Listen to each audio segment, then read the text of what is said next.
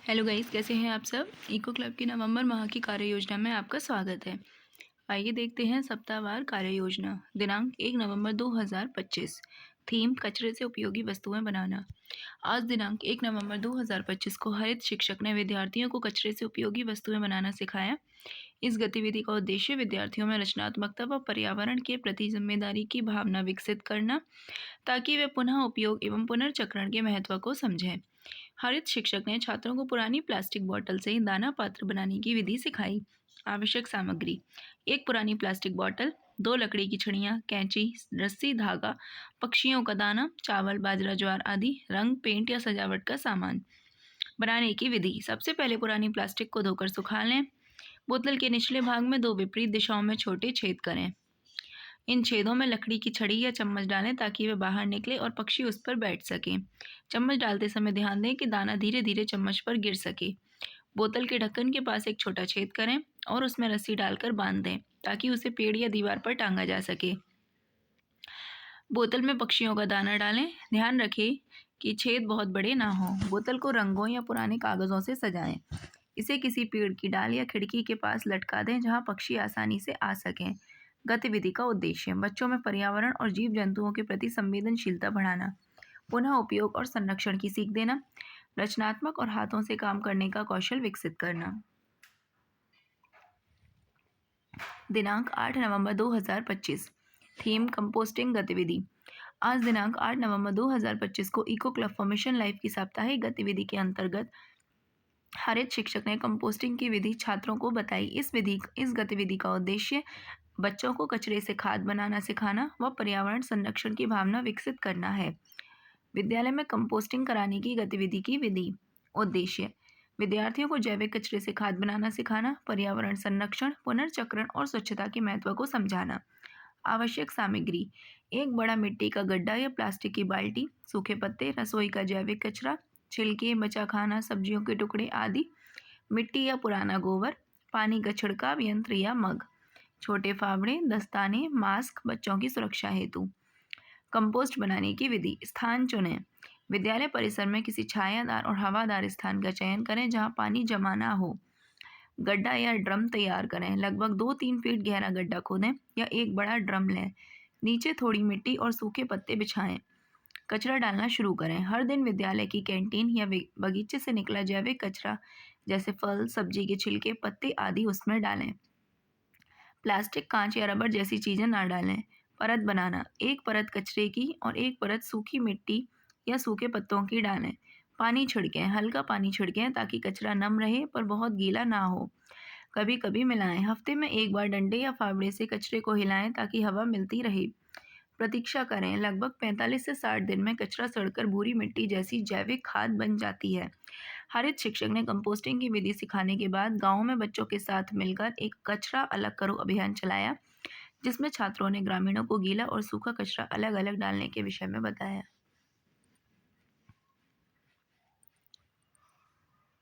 दिनांक 15 नवंबर 2025। थीम प्रदूषण पर निबंध एवं भाषण प्रतियोगिता का आयोजन।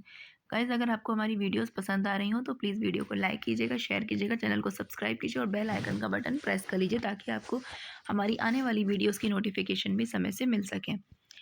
आज दिनांक 15 नवंबर 2025 को eco club for mission life की नवंबर माह की गतिविधि के अंतर्गत हरित शिक्षक ने छात्रों के लिए प्रदूषण पर निबंध एवं भाषण प्रतियोगिता का आयोजन किया। प्रतियोगिता का उद्देश्य छात्रों को पर्यावरण के प्रति जागरूक करने और अपनी रचनात्मकता तथा अभिव्यक्ति कौशल को विकसित करना है। विषय: प्रदूषण। कक्षा के अनुसार विषय वस्तु का निर्धारण। निबंध प्रतियोगिता हेतु विषय वस्तु। कक्षा समूह विषय वस्तु और शब्द सीमा। कक्षा 3 से 5 मेरा पर्यावरण या प्रदूषण क्या है। 50 से 100 शब्दों की समय सीमा। कक्षा 6 प्रदूषण के विभिन्न प्रकार और उसके कारण। 150 से 250 शब्दों की शब्द सीमा। कक्षा 7 से 8 विभिन्न प्रकार के प्रदूषण का हमारे जीवन पर प्रभाव। 300 से 400 शब्दों की शब्द सीमा। मूल्यांकन के मापदंड। विषय वस्तु की प्रासंगिकता, भाषा की सरलता और शुद्धता, रचनात्मकता और मौलिकता, शब्द सीमा का पालन। भाषण प्रतियोगिता। विषय: प्रदूषण व उसके विभिन्न प्रकारों के कारण। कक्षा अनुसार समय सीमा का निर्धारण। कक्षा समूह सुझाया गया समय: कक्षा 3 से 5 1-2 मिनट, कक्षा 6 2 से 3 मिनट, कक्षा 7 से 8 3 से 4 मिनट। मूल्यांकन के मापदंड: विषय की गहनता, प्रस्तुति और आत्मविश्वास, उच्चारण और आवाज़ का उतार चढ़ाव, समय सीमा का पालन। प्रतियोगिता के अंत में सभी बच्चों समूहों के विजेताओं को प्रमाण पत्र और प्रेरणादायक पुरस्कार जैसे पौधे, किताबें, स्टेशनरी आदि प्रदान की गई। कक्षा 3 के सभी विद्यार्थियों को प्रोत्साहित करने हेतु सहभागिता प्रमाण पत्र दिया गया। नवंबर माह की कार्य योजना। दिनांक 22/11/2025। थीम: लाउड स्पीकर गैर जरूरी हॉर्न के प्रयोग के विरुद्ध विद्यार्थियों को जागरूक करना। आज दिनांक 22 नवंबर 2025 को eco club for mission life की साप्ताहिक गतिविधि के अंतर्गत हरित शिक्षक ने छात्रों को लाउड स्पीकर व गैर जरूरी हॉर्न के प्रयोग के विरुद्ध जागरूक किया। हरित शिक्षक ने छात्रों को बताया कि लाउड स्पीकर और गैर जरूरी हॉर्न का अत्यधिक उपयोग ध्वनि प्रदूषण का मुख्य कारण है। तेज आवाज़ बच्चों के कानों, नींद, एकाग्रता और मानसिक स्वास्थ्य पर बहुत ही नकारात्मक प्रभाव डालती है। यह बच्चों में चिड़चिड़ापन, सिरदर्द व उच्च रक्तचाप जैसी बीमारियों का कारक भी बनती है। तेज शोर बच्चों की पढ़ाई और परीक्षा की तैयारी में भी बाधा डालता है। छात्रों को बताया गया कि रात 10 बजे से सुबह 6 बजे तक लाउड स्पीकर का प्रयोग प्रतिबंधित है और हॉर्न का अनावश्यक उपयोग गैर कानूनी है। जागरूकता अभियान। हरित शिक्षक ने बच्चों के साथ मिलकर विभिन्न जागरूकता अभियान चलाए। नो हॉर्न शपथ। छात्रों को ये शपथ दिलाई गई कि जब भी वे वाहन या साइकिल चलाएंगे तो अनावश्यक रूप से हॉर्न नहीं बजाएंगे और अन्य बड़ों को भी ऐसा करने के लिए प्रेरित करेंगे। जागरूकता रैली। हरित शिक्षक ने बच्चों के साथ मिलकर स्कूल के पास इलाके में ध्वनि प्रदूषण मुक्त क्षेत्र के नारे लिखे तख्तियाँ लेकर एक शांत और छोटी रैली निकाली। साइलेंट जोन बनवाना। स्कूल परिसर और उसके आसपास साइलेंट जोन के महत्व को दर्शाने वाले चिन्ह लगाए। दिनांक 29 नवंबर 2025। थीम: जैविक और प्राकृतिक खेती। Eco club for mission life की साप्ताहिक गतिविधि के अंतर्गत आज दिनांक 29 नवंबर 2025 को हरित शिक्षक ने प्रार्थना सभा में छात्रों को जैविक और प्राकृतिक खेती के विषय में जागरूक किया। हरित शिक्षक ने बताया कि जैविक खेती और प्राकृतिक खेती दोनों ही रासायनिक मुक्त कृषि प्रणालियां हैं, लेकिन उनके दृष्टिकोण और उपयोग किए जाने वाले आदानों में मुख्य अंतर है। जैविक खेती यह एक कृषि पद्धति है जो सिंथेटिक उर्वरकों, कीटनाशकों और आनुवंशिक रूप से संशोधित जीवों के उपयोग को प्रतिबंधित या कम करती है।